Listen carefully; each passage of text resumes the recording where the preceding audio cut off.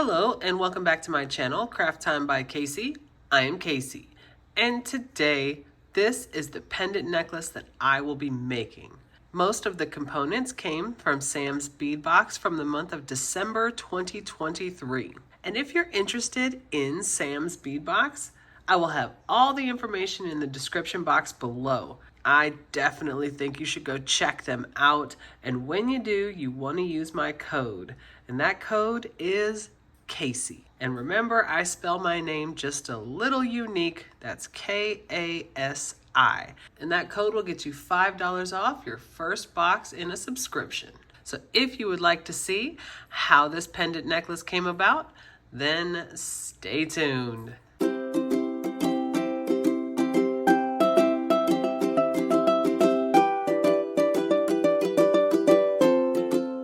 Start with the tools that I will be using. I have two sets of chain nose pliers, one set of round nose pliers, one set of cutters, one set of crimping pliers, and one set of industrial cutters. And I want to briefly mention my tool set. It is the Casual Comfort tool set, and as the name suggests, these are some of the most comfortable tools that I have found. A lot of times, for whatever reason, jewelry making tools will be made quite a bit smaller, like this. These are high quality, well-made tools, and they seem to be made for adult size hands. And you can see the handles are quite a bit larger as well. And these smaller ones certainly function, but for me, as of right now, I just can't see myself using anything else. So I will have this tool set linked down below, along with everything else I use in the video that did not come from the bead box. I will also list below the opening that I did for Sam's bead box for the month of December, and it will have a detailed list of everything that I used that came from the box. For my own stash, I'm using this Rolo chain. I already have two lengths of it cut to 7 inches. And this is the reason that I said industrial cutters. Whenever I am cutting, certain types of chain or memory wire, I always use my industrial cutters just so that my regular cutters last a bit longer. Thicker metal tends to ruin regular jewelry cutters, so I always recommend investing in a good set of industrial cutters. And this Rolo chain is one of my favorites. It's a very small link, which I really like, and it looks really good, and you get quite a bit. I have used this several times, and I still have quite a bit left. I am also using 49 strand bead along wire in the color Bright, which is this silver color. And I always get the 100 feet just because I go through it so quickly. I have already cut a length of wire about 12 inches. Also for my own stash, I'm using all the findings, the jump rings, the crimp tubes, guardian wires, crimp covers. I have a lobster clasp. I'm also using a silver bail for the pendant. And I'm using these 4-leaf bead caps. And here's how I start each strand. I'm going to start with a crimp tube, a jump ring, and a guardian wire. I'm going to put it through one side, wrap it around, and put it through the other. And you want to make sure the jump ring is up in the wire guardian, and I'm going to pinch it close with my fingers. And you want both ends of the wire through that crimp tube. I'm going to pull on the longer end because I don't need the tail quite that long. And I'm going to separate those wires so that they're not crossed under that crimp tube, and go in with your crimping pliers into that second divot. Give it a good smash. Get that taco shape. Turn it on its side. Go into that first divot. Give it another smash. And then go in with that flat part on the end and give it the final smash. And that gets it nice and snug. And I'm going to hold the end of it just like this by the jump ring. Take a crimp cover, put it right on top of that smashed crimp tube. Then flip it up, go in with my chain nose pliers, give it a gentle smash.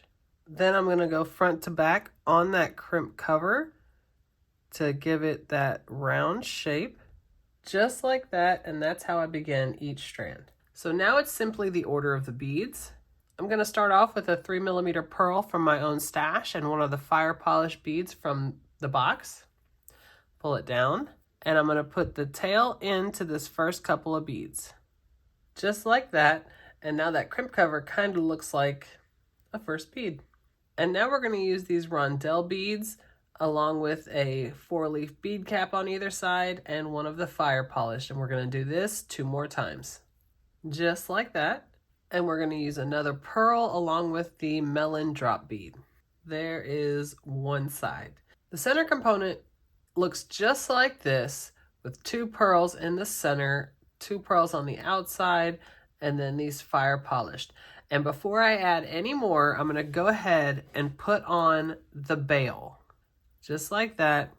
And when you're holding this in place, the bail should move freely over these beads.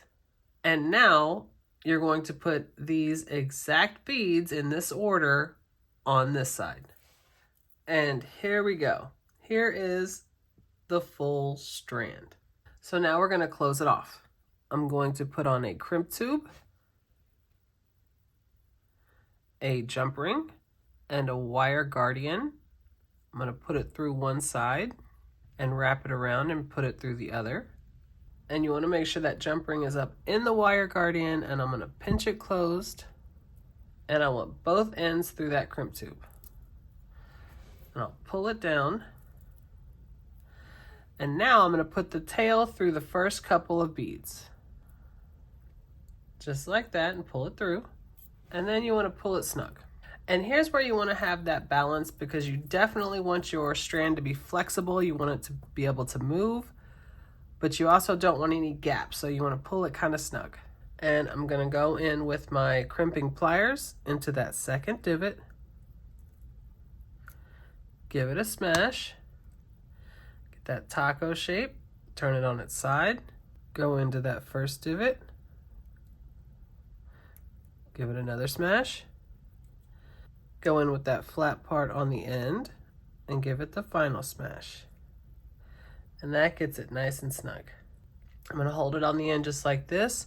Put the crimp cover right on top of the smashed crimp tube. And then flip it up. I'm going to go in with my chain nose pliers and give it a gentle smash. And then I'm going to go front to back on that crimp cover to give it the round shape, just like that. And now I'm going to take that tail, go in with my cutters and get as close as I can, and then just pop that nub into the next bead, just like that. And there is the strand, and you can see it is started and closed off the same way. So now, before we add the pendant, this will be one of the last things we do. We're going to go ahead and connect the chain. We're going to use the jump rings that are already on there and open. And I'm going to put it on the last link in the chain, just like that, and close the jump ring. And now on the opposite end, we're going to take another jump ring, open it, and put it on the opposite last link, just like that. And now the lobster clasp, and close that jump ring. And you're going to put the chain on the other side the same way, but instead of adding a lobster clasp, you're just going to have a 6mm jump ring at the end. All right, so here it is, and now we're going to connect it. There it is. Okay, so now the embellishments off the front. We're going to have 3 different embellishments.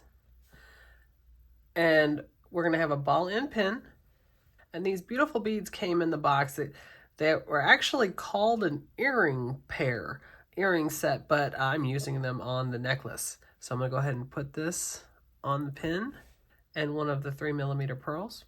I'm going to take my round nose pliers right there at the end. Bend it back with my fingers, go in with my cutters right into that loop, and I'm going to go back in with my round nose pliers and curl that loop closed, just like this. And now you need to do this exact same thing with the other one. All right, so now I have 2, and I'm going to take a 5mm jump ring, open it, and you have to open it a little bit farther because it's going to go around right where this pearl is here on the side. I'm going to switch hands, put this on, and close the jump ring. And put the other one just like that on the other side. All right, there they are hanging off either side. And now the main pendant stone is going to go right in that pinch bail. So just put that hole right in there. And then on the back, and then pinch it closed.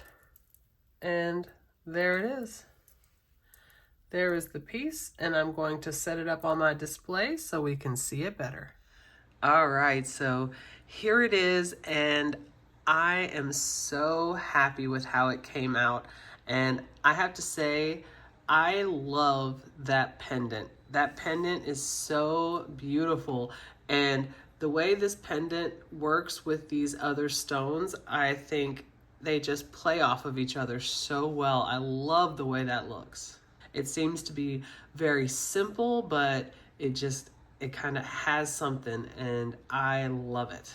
So once again, if you're interested in Sam's bead box, I will have all the information in the description box below. And when you go check them out, you want to use my code. That code is Casey, and that code will get you $5 off your first box of a subscription. So if you like this video and you want to see other videos just like this, go ahead and hit that subscribe button down below and give me a like.